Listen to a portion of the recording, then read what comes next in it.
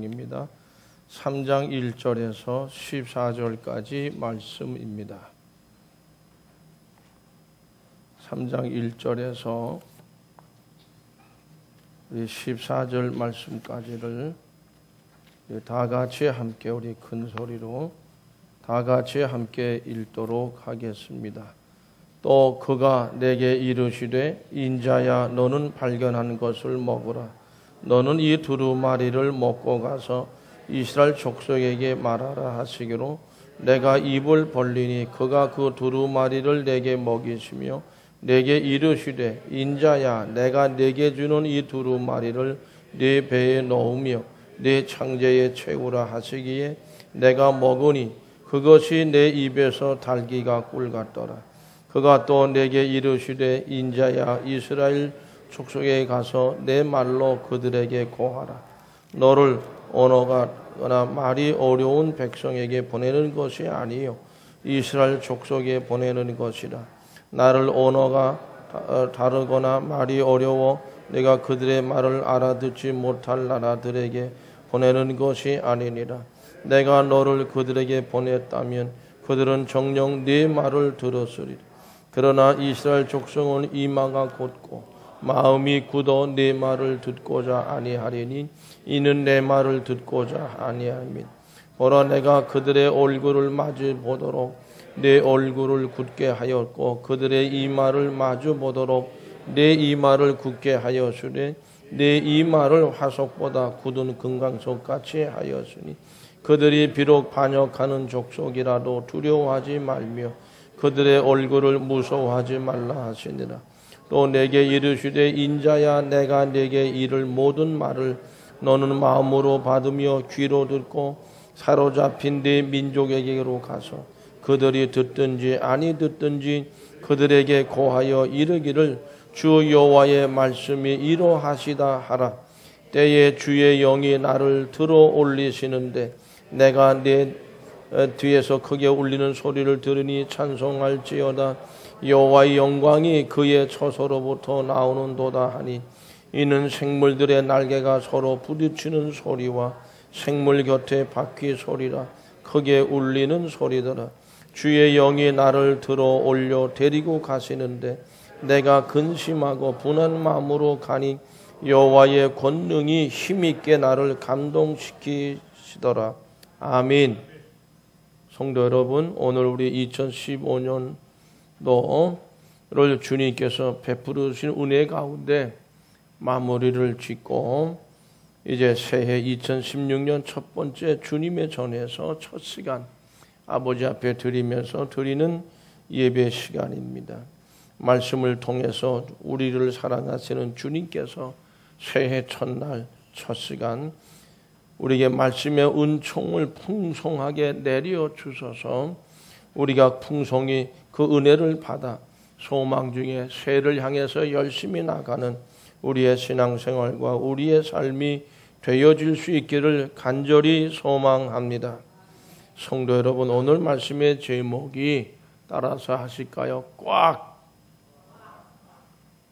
꽉이라면 좀 강하게 다시 한번 꽉 붙잡혀서 가는 신앙생활, 그런 우리의 삶이 2016년도에는 이루어져야 되겠다는 생각 속에서 그런 제목의 말씀을 전하고자 합니다. 느슨하게 잡히는 것, 붙잡히는 게 아니고 꽉 붙잡혀서 뭔가 틈이 벌어진 그런 신앙생활이 아니라 꽉 붙잡혀서 꼼짝 못하는 가운데 붙잡힌 그대로만 붙들려 나가는 그런 신앙의 삶, 인생의 삶, 정말 우리에게는 말씀에서 곁길 가지 아니하고 말씀의 정도를 따라가는 그런 신앙생활이 꽉 붙잡혀 나갈 때에 이루어지게 될 줄로 믿습니다. 성도 여러분, 예언자 에스겔은 하나님의 부르심을 받았습니다. 쭉 말씀되어져 있는 것이 너는 발견한 것을 먹으라. 두루마리를 먹고 가서 이스라엘 족속에 말하라. 선지자로 부름을 받으신 겁니다. 근데 그 뒷부분을 쭉 읽어보면 그 일이 바벨론의 포로로 붙잡혀가서 노예 생활하는 이스라엘 백성들에게로 향해 나가는 말씀이고, 근데 가서 이 말씀을 전해도 저들이 네 말을, 네가 전하는 하나님의 말씀을 듣지 않을 거다. 그러므로 선지자로서 그 일을 감당하기가, 이스라엘 백성들이 이미 포로로 붙들려 가서 노예 생활을 하고 있다는 거예요. 같이 노예 생활을 해야 되지요. 또 선지자의 말을 잘 들어주는 것도 아니죠. 안 듣습니다. 그런 가운데서 저들의 표정도 이 말을 화석보다 굳은 금강석 같이 하였으니 그들이 비록 반역하는 족속이라도 하나님을 반역하고 말씀을 반역하고, 여러분 지난 한 해 동안 어떻게 살으셨습니까? 근데 그러다 보니까 에스겔이 두렵다 그거죠. 내가 과연 그 사명과 책임을 잘 감당할 수 있을까? 요나처럼 하나님 저 거기에 가고 싶지 않습니다. 저 안 가면 안 됩니까? 근데 하나님은 가라. 내가 가야 된다. 말씀하십니다. 그때 이 에스겔이 어떠했을까요? 여러분들 같으면 어떻게? 하나님 고민됩니다. 에스겔도 그랬을 것으로 생각합니다. 참 괴롭습니다. 번민스럽습니다. 하나님 제가 꼭 가야만이 합니까? 자꾸 되묻고 되물었을 것이라 그거죠.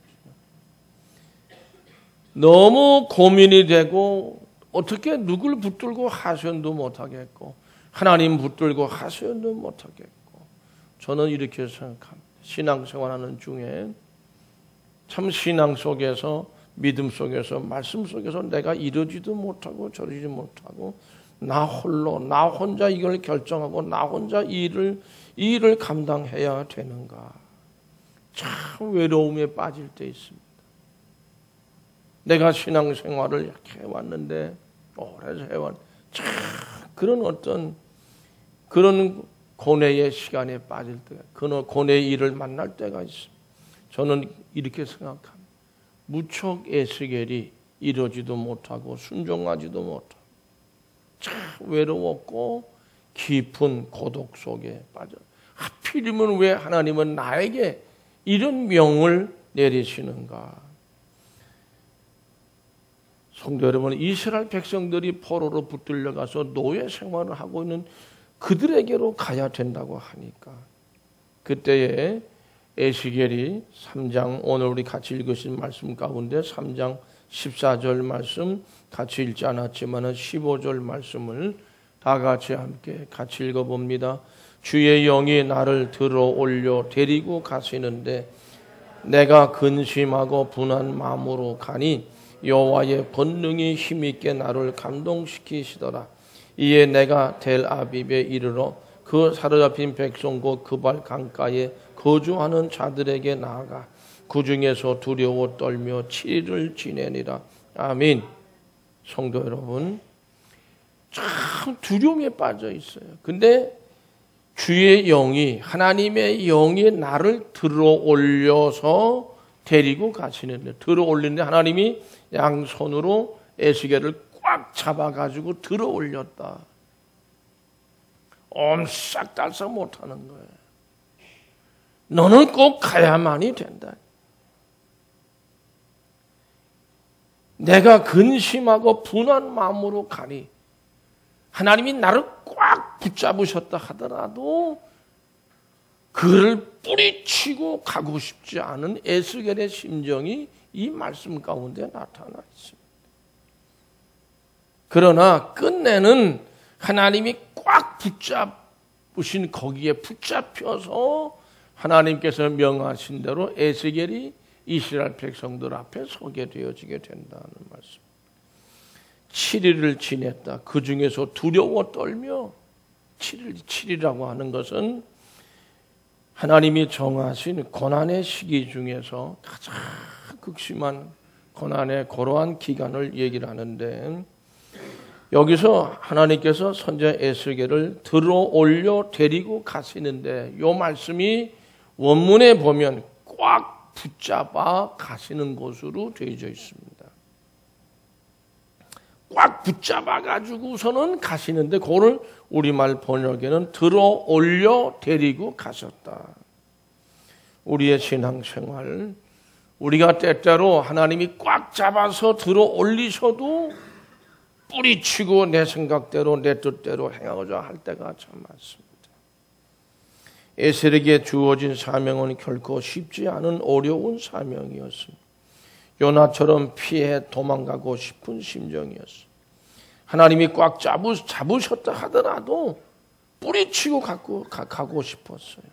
그러나 하나님은 놓치지 않습니다. 꽉 붙잡아서 데리고 가셨다. 에스겔은 요나처럼 피하거나 도망하지 못했습니다. 자신의 사명을 따라 바벨론은 이스라엘 민족의 포로가 돼서 결국에는 노예 생활을 하는 고난의 시련을 겪고 있는 그 백성, 자기 동족에게로 갑니다. 근데 자기 걸음으로 걸어가지 않았어요. 하나님께서 꽉 잡아가지고 그쪽으로 데리고 가셨어요. 결국에는 포로가 돼서 노예 생활하는 동족들에 꽉 붙잡혀 함께 가서 그들과 함께 생활하고 앉게 되어졌다는 것입니다. 에스겔이 하나님의 영에 꽉 붙잡힐 때 그는 홀로 자기의 불안함과 고독함에 깊이 빠지게 되었습니다. 두려움 때문에 그렇습니다. 성도 여러분, 우리는 신앙생활을 할 때에 때로는 부담이 되고 어렵고 힘들고 좀 고통스러울 때가 있습니다. 그러나 하나님이 우리를 꽉 붙잡아 주시면 그 모든 것을 다 이기고 그런 걸 통과해서 더 능력 있는 신앙의 삶을 이루어 갈 수 있게 되는 줄로 믿습니다. 성도 여러분, 에스겔은 노예가 된 이스라엘 민족들을 위해서 슬프고 절망할 수밖에 없는 환경에 있는 동족들과 같은 모습으로 그들에게로 갈 수밖에 없었습니다. 그들도 포로로 노예 생활로 붙들려 갈 때에 편안하게 갔겠습니까? 우리는 언제 본국으로 돌아갈까? 그들의 운명이 앞으로 어떻게 전개될 줄 모르는 가운데 갔어요. 에스겔도 그와 같은 그러나 하나님이 꽉 붙잡아 가셨어요.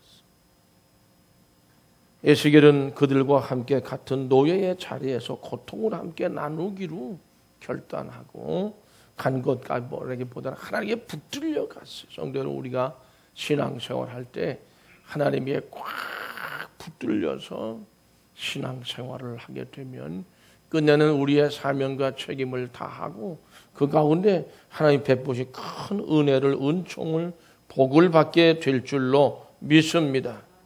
성도 여러분, 우리 인생들에게는 걱정, 불안, 근심이 없는 사람 단 하나도 없습니다. 나는 없습니다 하는 사람이라고 있다고 한다. 그건 거짓말입니다. 문제는 단지 그것을 나 혼자 홀로 견디어 나가느냐, 아니면 뭔가 나를 돕는 사람하고 같이 함께 그걸 나누면서 나가느냐, 이 차이가 있을 뿐입니다. 그러나 여러분, 자기 혼자서 또 혹은 나를 도와주는 그런 분이 있다 하더라도 에스겔처럼 하나님의 손에 꽉 붙들려서 나간다고 한다면 그 사람은 꼭 승리를 하나님으로부터 약속받은 것이기 때문에 참으로 그 중에서도 행복한 하나님의 종이, 행복한 하나님의 백성들이 될 줄로 믿습니다. 신앙생활이 행복할 수 있습니다. 하나님이 꽉 붙잡고 가시니까. 성도 여러분, 우리는 성탄절을 지낸 지 1년 됐다고 그럴까요? 2016년 오늘 0시니까 0시가 지나서 지금 37분, 8분 됐습니다. 우리 성탄절 때 가장 많이 얘기해요. 예수님이 물론 탄생입니다만은 요셉과 마리아의 이야기를 참 여러 번 듣게 됩니다. 하나님의 섭리를 따라서 약속의 메시아 예수를 잉태하게 됐다는 소식을 천사로부터 전해 들은 마리아. 누가복음 1장 27절에서 29절까지를 같이 읽습니다. 다윗의 자손 요셉이라 하는 사람과 약혼한 처녀에게 이르니 그 처녀의 이름은 마리아라. 그에게 들어가 이르되 은혜를 받은 자여 평안할지어다. 주께서 너와 함께 하시다 하니 처녀가 그 말을 듣고 놀라 이런 인사가 어찌함인가 생각하며 처녀가 그 말을 듣고 마리아가 그 천사의 말을 듣고 놀랬다. 이게 무슨 일이냐 이거야. 어찌함인가 생각하면 이거 나보고 어떡하라는 얘기냐. 정혼자가 있습니다. 깊은 근심 걱정에 불안에 빠지는 거예요. 그러면은 이게 나는 지금 남자도 알지 못하는 사람. 정혼만 했을 따름인데 참 기가 막힌 일입니다. 정혼한 사람 요셉도 마리아와 같이 그런 소식에 접하면서 깊은 생각에 잠겨서 걱정, 근심을 가지지 않을 수가 없는 거예요. 마태복음 1장 18절에서 20절 말씀 보면 다 같이 읽어보시죠. 예수 그리스도의 나심은 이러하니라. 그의 어머니 마리아가 요셉과 약혼하고 동거하기 전에 성령으로 잉태된 것이 나타났더니 그의 남편 요셉은 의로운 사람이라 그를 드러내지 아니하고 가만히 끊고자 하여 이 일을 생각할 때에 주의 사자가 현명하여 이르되 다윗의 자손 요셉아 내 아내 마리아 데려오기를 무서워하지 말라. 그에게 잉태된 자는 성령으로 된 것이라. 아멘. 사실 아기를 잉태했다고 하면 참 기쁜 일입니다. 결혼 전인 요셉과 마리아에게는 그러나 큰 기쁨이 아니라 결혼 전이었기 때문에 큰 근심거리예요. 깊은 걱정거리, 앞날을 예측할 수 없는 불안과 초조함이 현실을 어둡게 만들어가고 있어요. 돌에 맞아 죽을 일이란 말이죠. 제 생각으로는 성경에는 없는 얘기였지만 마리아도 요셉도 자기 어머니 아버지를 찾아가서 내가 이렇게 됐는데 이거 어떻게 하면 좋겠습니까? 의논했다는 말씀이 성경에 없어요. 누구 친구들에게도 어느 누구에게도 이 말을 얘기를 못하는 그런 가운데서 두 사람이 어떻게 똑같이 고민하고 괴로워하고 고통 하나님은 왜 하필이면 납니까?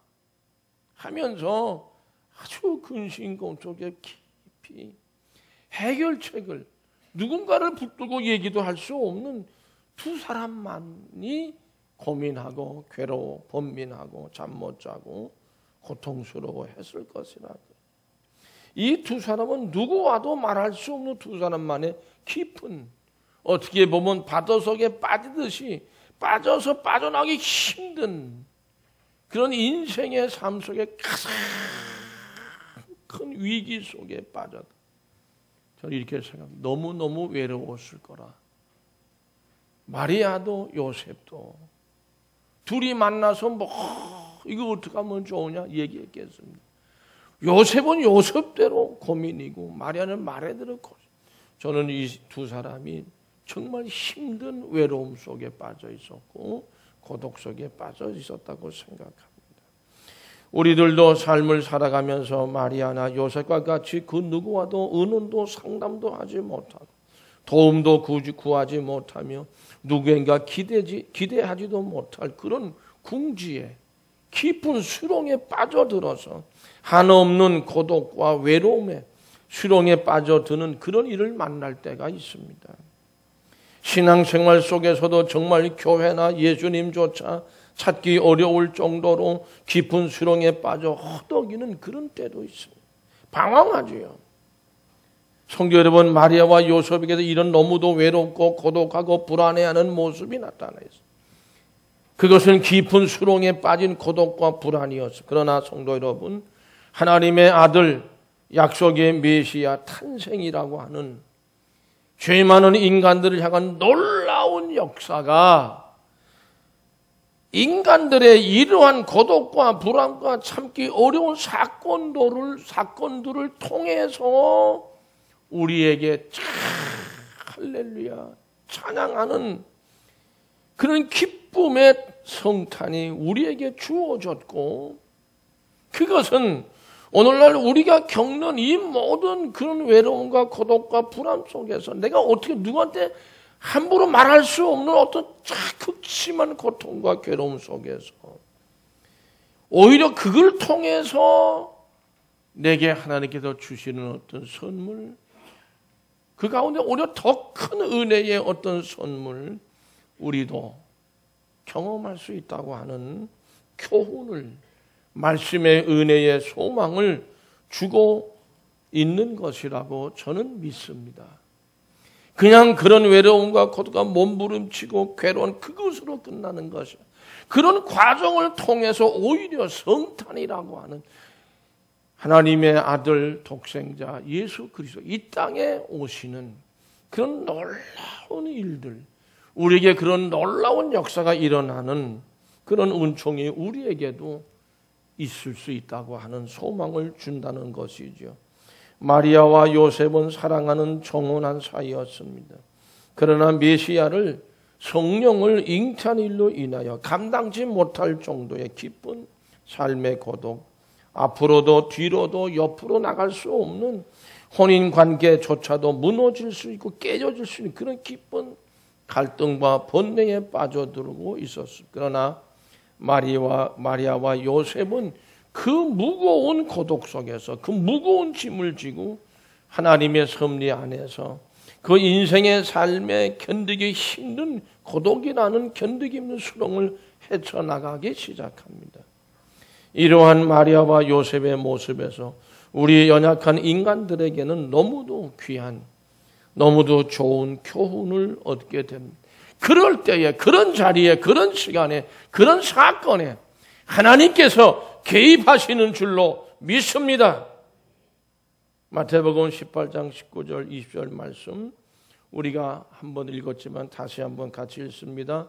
그의 남편 요셉은 의로운 사람이라 그를 드러내지 아니하고 가만히 끊고자 하여 이 일을 생각할 때에 주의 사자가 현명하여 이르되 다윗의 자손 요셉아 네 아내 마리아 데려오기를 무서워하지 말라.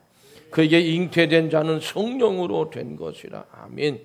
요셉은 의로운 사람이라고 얘기하지만은 드러내지 않고 가만히 끊고자 했다. 그게 자기를 위한 길이고 그것이 마리아를 위한 길이라고는 그런 생각을 해요. 이건 인간의 생각이에요. 사람의 생각. 하나님의 생각은 네 아내 마리아를 데려와라. 무서워하지 말라는. 잉태된 자는 성령으로 된 것이라. 이게 하나님의 말씀, 하나님의 생각입니다. 하나님의 개입하시는 사건입니다. 마리아와 요셉은 이렇게 해서 혼인관계가 이어지고 하나의 아름다운 가정을 이루게 됩니다. 우리 인생의 삶에서 때로 견디기 힘들고 이겨내기 힘든 이 엄청난 수렁에 빠지는 이런 사건들은 오히려 그걸 통해 사랑과 사랑 오히려 강하게 더 뜨거운 애정으로 연결시키고 사랑과 하나님을 더욱 친밀하게 만든 아름다운 하나님과의 교제를 갖게 하는 조건이 될 수도 있다고 하는 하나님 말씀의 교훈을 우리에게 주고 계시다.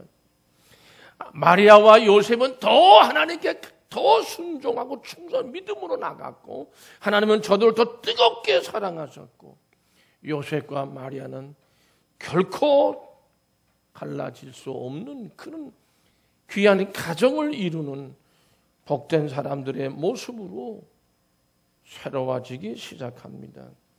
마리아와 요셉은 더욱 강한 믿음으로 하나님의 섬에 꽉 붙잡혀가지고 하나님의 뜻이 성취되기까지 함께 나가는 그런 모습을 보여주고 있습니다. 우리가 이런 어떤 견디기 힘든 일들을 만나게 됐을 때 하나님과 멀어질 수 있고 사람들과 멀어질 수 있다고 생각을 합니다. 또 멀어지기도 합니다. 그러나 오늘 말씀을 보면 하나님이 나를 꽉 붙잡고 가신다. 이런 믿음을 가질 때 오히려 그 가운데서 건짐을 얻고 하나님께서는 새로운 길을 열어주시는 줄로 믿으시면 아멘. 성도 여러분, 야곱의 아들 요셉 아실 겁니다. 광야에서 형들에 의해서 구덩이 속으로 던져짐을 받았습니다. 하나님이 그의 생에 그러나 개입하셨습니다.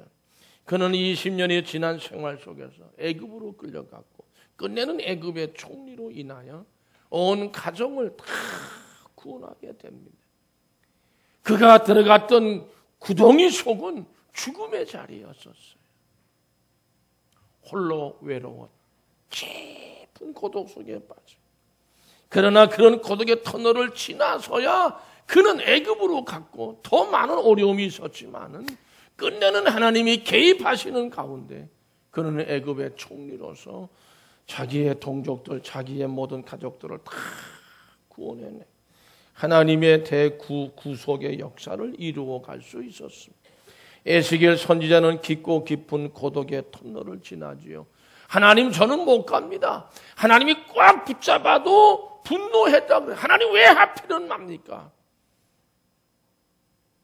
그러나 그런 터널을 지나서 노예 생활, 포로 생활 속에 눈물을 흘려가며 불쌍한 자기의 백성들로 나갔고 고생하고 있는 그들을 향하여 나가 하나님 말씀을 전하고 증거했습니다. 예수 그리스도는 정말 어떻게 보면 고독한 사람이었습니다. 때로는 벼랑 끝에 서기도 했었습니다. 마리아와 요셉 두 사람도 너무도 참으로 혼자의 힘으로는 도저히 감당할 수 없는 그런 일들을 만났습니다. 그러나 그런 사람들을 통해서 이 땅에 오신 분이 예수 그리스도라고 하는 것입니다. 그리고 그들과 함께 계셔서 그들과 함께 고독해 하셨으며 그러나 죄인들에게 용서의 은혜로 참 생명의 풍성함과 행복함을 주셨습니다. 골고다 그 고독의 십자가의 길을 하나님의 손에 꽉 붙잡아서 걸어서 올라가신 분이 예수 그리스도십니다. 우리 죄를 용서하시기 위해서 희생 제물이 되셨습니다. 성탄의 그 뜻이 우리 심령에 그로 인해서 새겨지고 또 새겨졌습니다. 우리에게 새겨진 그 성탄의 그 뜻을 우리는 부인해서는 안 될 것입니다. 하나님 손에 꽉 붙잡혀가는 예수 그리스도, 그리고 마리아와 요셉, 에스겔, 그들은 큰 위기 속에서 위험한 상황 속에서 그러나 다 이루었다. 예수님께서는 행복해 하셨습니다. 새해 2016년 어떤 삶을 원하십니까? 어떤 소망을 가지고 계십니까? 우리가 때로는 마리아와 요셉처럼 에스겔처럼 예수 그리스도처럼 그러한 캄캄한 자리로 빠져 들어가는 일을 우리는 만날지도 모릅니다. 그러나 그럴 때마다 하나님의 손에 꽉 붙잡혀서 나가는 신앙과 그런 삶이 되시기를 축복합니다. 슬프고 아프고 고독하고 괴롭고 힘들어도 하나님께서 그 손을 우리를 꽉 붙잡고 계심으로 우리는 담대할 수 있습니다. 행복할 수 있다고 저는 분명히 믿습니다. 하나님이 나를 붙잡고 계시니까 성도 여러분, 하나님 손에 우리가 꽉 붙잡힐 때에 우리 인생의 삶의 방향이 바뀌게 되는 줄로 믿습니다. 마리아, 요셉을 기억해야 돼요. 에스겔을 기억해야 됩니다. 야곱의 아들 요셉을 기억해야 됩니다. 신앙생활의 신실한 모습의 방향이 바뀌게 됩니다. 예수를 믿는 사람은 인격의 변화가 옵니다. 예수가 나의 주님이라는 사실을 증거하기 시작할 수 있습니다. 시작을 합니다. 그 유명한, 어떻게 보면 참 악한 사람이라고 얘기해야 되죠. 히틀러, 독일의 히틀러, 아돌프 히틀러. 히틀러를 집권해서 보호하는 경호원 중에 쿠르트 바그너란 사람이 있었다고 합니다. 히틀러의 친위 부대 중에서도 또 친위 되지요. 쿠르트 바그너라고 하는 경호원. 그는 히틀러를 신처럼 숭배했다고 합니다. 히틀러가 베를린의 한 벙커에서 어떻게 했지요? 권총으로 자살했습니다. 그의 모든 신념과 희망도 사라져버렸습니다. 그도 히틀러가 자기 우상인 히틀러가 자살을 했으니까 나도 이제 그분을 따라서 나도 자살해 가자. 결심을 했어요. 마지막으로 커피 좋아하는 분들 좋아하는지 모르겠지만 이 사람이 커피 한 잔을 이 한 잔 마시고 나도 꽝 쏴서 가자.